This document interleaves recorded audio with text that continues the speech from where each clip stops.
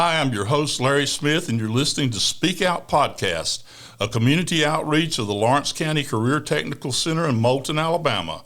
Today, my co-host is Alli Chenault, who's a junior at Lawrence County High School. Hi, Alli. Let's welcome our guest to the show. Hi, Larry. We're excited to introduce our guest to the podcast, Ms. Carolyn Brackin Orr. Carolyn Brackin Orr joined the Community Action Partnership of North Alabama Family in 2014. Assigned to the Children's Services Division, Orr joined the organization with over 20 years of customer service, communications, and management skills. In her current position with the partnership, Orr serves as the Family Service Manager, Community Outreach.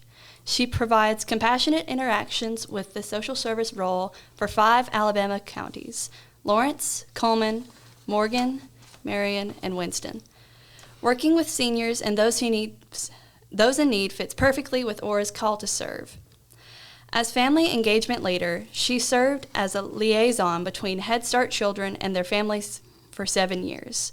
Orr worked to ensure life-changing connections through local resources, promoting the partnership's vision of becoming a premier and preferred service partner, creating a better community. Orr is a former board advisor for the Community Action Partnership of North Alabama.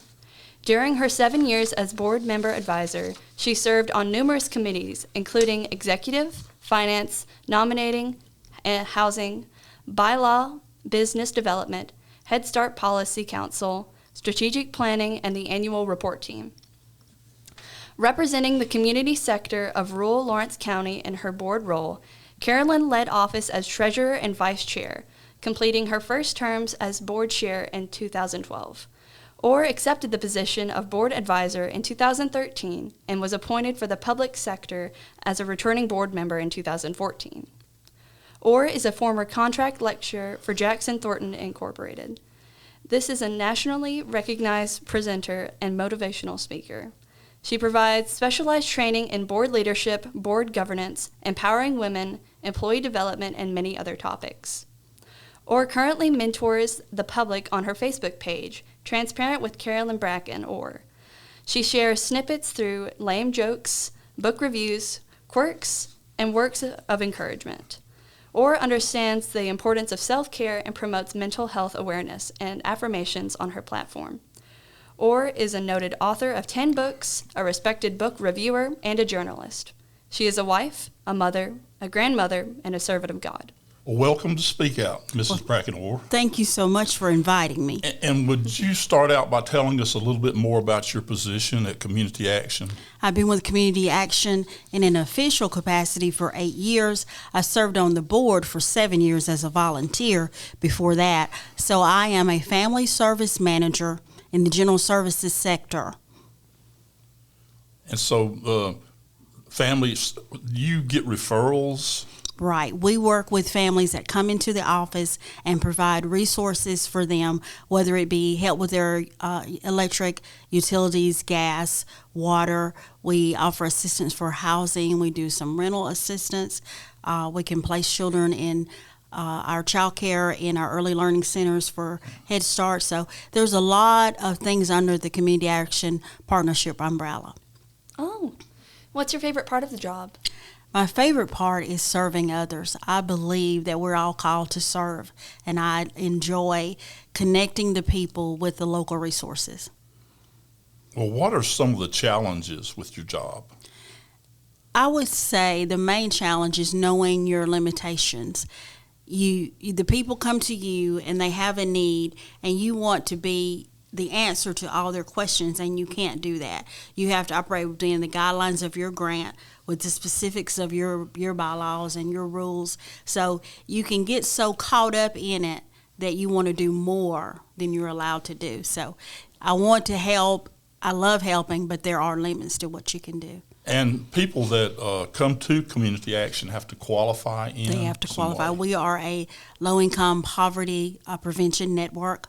All of our guidelines come from the Office of ADECA, which is in Montgomery, which is led by the Washington. So there are guidelines that they have to meet to qualify. Okay. And what are the challenges in your job? I would say getting to know the people and understanding what they need, making them feel comfortable, because some people are embarrassed to ask for help, and you want to meet them with compassion and understanding that there may be a time that I need help, and certainly it's okay to ask for help. What kind of skills would students need to develop in high school in order to be successful in a social services Communications. position? They're going to have excellent communications. They're going to have public speaking skills, listening skills. The skill of active listening is almost going out of style, but you can't assume anything about the client. You're going to have to be open and intuitive, and when they tell you they need X, they may actually need Y because they don't know how to explain it. They may need a caregiver respite, or they may need a caregiver. They may need a house cleaner, but all they're going to say is, I'm exhausted. So you've got to weed through that and drill down and find out what it is that they need. Right. Yes, ma'am. What is your most memorable learning experience in school or in the workplace? I would say knowing what it is that you want to do and not being afraid to do it. I had a teacher, Mary Kipple, who was an English teacher, and I always thought that I could write, and she let me know the only thing I can't do is what I don't try to do. And there's no limitations in me. I've just got to ask for help, seek help, and then go ahead and do whatever it is I'm called to do. Well, your bio talks about a lot of other interests and experience that you have. How did you become an author? When I was 9, I decided that I wanted a typewriter. My mother collected S&H green stamps, and you may not remember that, Allie, but we collected stamps, and she bought me a manual typewriter. We got the Mavis Beacon 8-track. Now, that's how far up we've gone back. And I taught myself how to type at 9 years old. We worked in the fields a lot, picked up potatoes, did a lot of manual work, sawed wood. We burned wood. We, did a lot of stuff. And I determined that I was going to work in an office. Yard work, outside work was not for me. So I taught myself how to type. At 15, I went to work for CETA, and I've been working in offices ever since. Oh, all right. Coming from a student who also writes as well, what would students need to do if they have a passion for writing? They need to rely on their brain and not the computer. The grammar, the spell check, the phrasing, the not plagiarizing. They've got to come from their heart and write what they feel. Even though Stephen King may be your favorite author, you don't want to copy him. You want your own unique style. So I've published 10 books, which are all short stories about my family, my life, what I know. So you've got to write what you know. Did you do a lot of reading when you were young? I read all the time. My mother read. She encouraged me to read. I would have to, during the summer, read and then stand on our hearth and do a book report about that, even during the summer. So that public speaking was ingrained in me, and the reading that, right now, it's nothing for me to read 10, 15 books per week. I don't watch television. It's just myself and my husband, so I have plenty of spare time. And reading is what relaxes me. So I do a lot of reading. Well, creativity sometimes is not considered in traditional school assignments. How important has creativity been in your different careers? When I was working, I've worked 22 years at a utility, and I've been with Community Action 8 years. So every day is a chance to be creative. A client comes in and, they've got a bill that's not paid, or they've got a family member that they need help for. You've got to be creative in figuring out how to meet that need. Right. In meeting the family where they are, you got to be creative in telling them the resources that are available in a way that they want to accept them, that they know this is not, me thinking that I'm rich and you're poor, but this is together we're going to work out a solution. If you'll listen to me, because even though you give them the resources, it's up to them to use them, to make the calls, to follow up. And if they don't, they're in the same position they were in. You know, sometimes families think that they've done everything that they could do, and they don't really see a way out, or they don't see a solution. I know I've been there myself, and it does take, and it's hard for me to be creative about myself also. So that's where the worker is going to say, I know in this situation I have done. Have you considered? This is something that I've recommended and it worked. And by me knowing the other companies, knowing NARCOG, knowing the Children's Policy Commission, knowing Judge Terry, I can make referrals personally and help the client personally. And as you build up your reputation in the community, people will come to you and they will ask you because they know you're going to be a reliable source. You mentioned earlier that motivational speaking was part of your bio, and you know we've all heard good motivational speakers on TED Talks and such. What do you think makes the best speakers, and like how do you prepare to give those kind of talks? The best speakers are the ones who are honest, the ones who just admit to you, I don't know everything, but I'm willing to learn. I have been a motivational speaker probably 30 years. I retired after 20. Well, I didn't retire. I left my job after 22 years and stayed home and raised my daughter for 10 years. And during that time, I was offered a chance with Jackson Thornton to be a motivational speaker. So they would fly me to Texas and Tennessee and different places. And I was making $800 a day. But the thing is, you have to decide what's more important. I did not leave a job of 22 years to be traveling all the time and gone. So I had to say, I left my job to raise my child, and I can't do that if I'm in Texas. So it's not always the money. It's not always the prestige. It's the season you're in your life. And I knew that my daughter would never be from age 2 to from 2nd grade up until the 12th grade. Those 10 years were pivotal for me. Mm-hmm.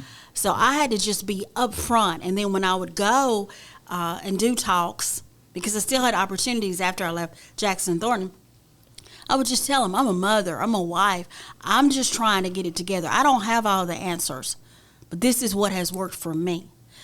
You've got to do your research. You've got to be prepared. You can't just like today, the questions that you sent in advance, I've jotted down answers. I've read those 2 or 3 times. People don't want you fumbling at the gate. If you are saying you're qualified to do this job and to perform it, you need to be qualified. Do you work from an outline when you go somewhere as a motivational speaker? And I know that you probably are asked to go different places to talk about in different subjects or to discuss different areas, but every audience is different, every group of people that you speak to. So when I receive an invitation to speak, I want to know, how long do I speak? Because I'm going to adhere to that. I'm not one that's, you give me 15 minutes and I'm going to take 30, because other people have things to do too. So I'm going to honor what you've given me. Then I'm going to ask you what the topic is, what it is that you want to impress on your audience.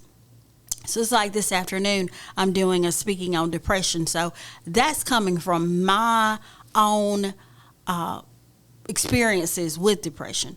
So I have given examples. I have wrote down my talking points.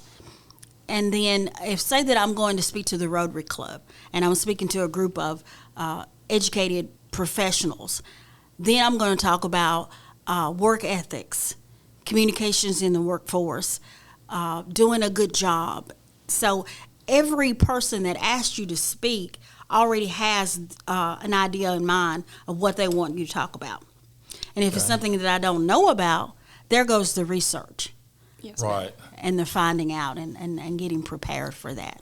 Well, tell us a little bit about your experience in high school, and what was your favorite subject, and who was your favorite teacher? I mentioned before Mary Kipple. I loved her. She was a hard taskmaster, and she made us learn. I can still remember, Stopping by Woods by Robert Frost. I can still remember, it was many a year ago in A Kingdom by the Sea. The things that she taught and the way that she taught us, are lifelong learning. And she was a teacher that would not accept second best. She knew what you were capable of, and she pulled that out of you. And did you go to school here? I in graduated Lawrence from County? Speak High School From in Speak. 1983. In 1983. Been a couple of moons ago.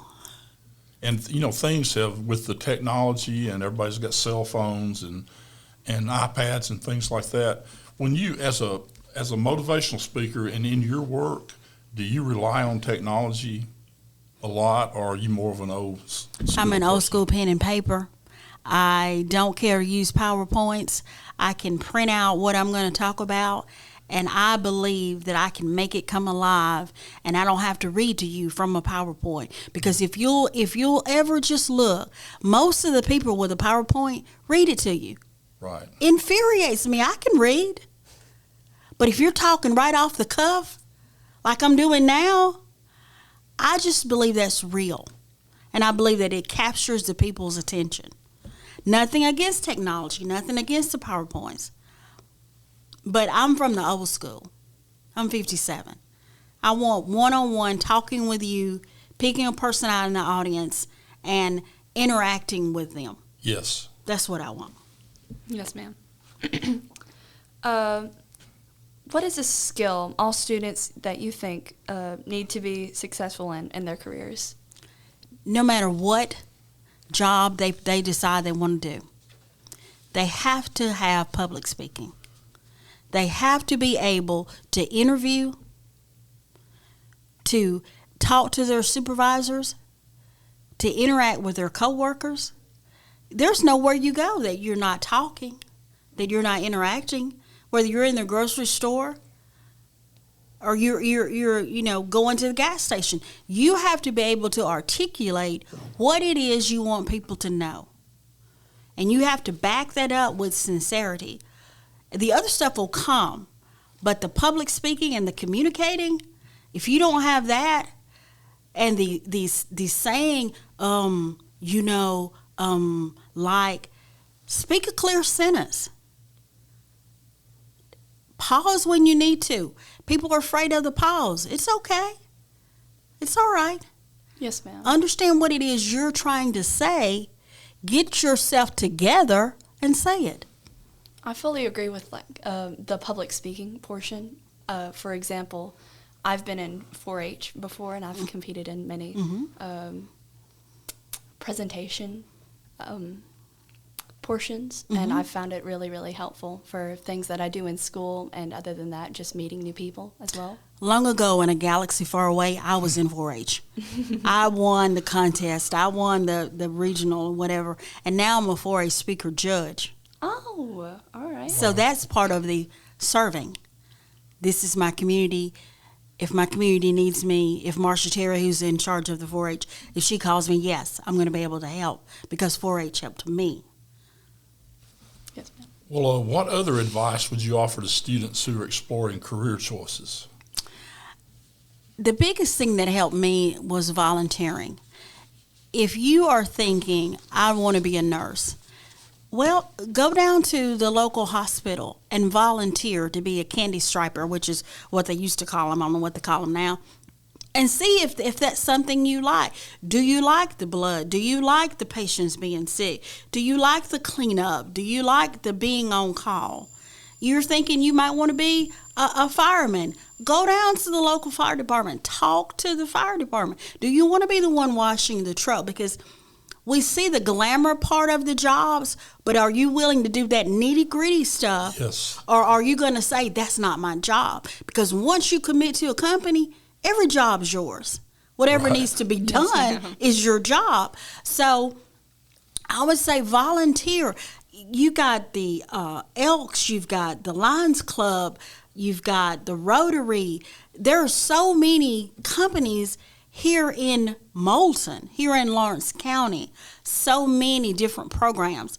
Volunteer. You think you want to work with agriculture? Well, join the 4-H. See if that's something you want to do. You think that you might want to be a teacher? Be a teacher aide. Work in the office. And that way you don't spend 4 years of your time going to college, graduate, and then decide, I hate this. And then also, there's seasons. Like I said, I worked 22 years at the utility. Then I stayed home 10 years. Now I'm 8 years with the partnership. I'm 4 years from retiring. When I retire, I'll do something else. You're not locked into doing something 50 years. You can evolve, you can change, and as the seasons go, you'll learn new things, you'll do new things. Right. But don't be afraid. Right. Well, Carolyn Brackin Orr, thank you so much for being with us today on Speak Out. Thank you so much for having me. I appreciate Alli it. Chenault, thank you for being my co-host today.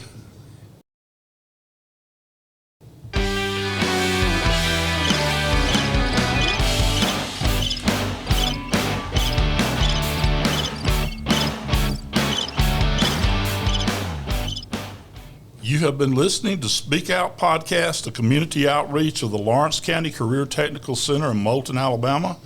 I'm your host, Larry Smith, and I would like to thank my co-host, Alli Chenault, and our guest, Mrs. Carolyn Brackin Orr. Please check out our podcast on the Lawrence County Career Technical School website, and we hope you'll join us for future episodes.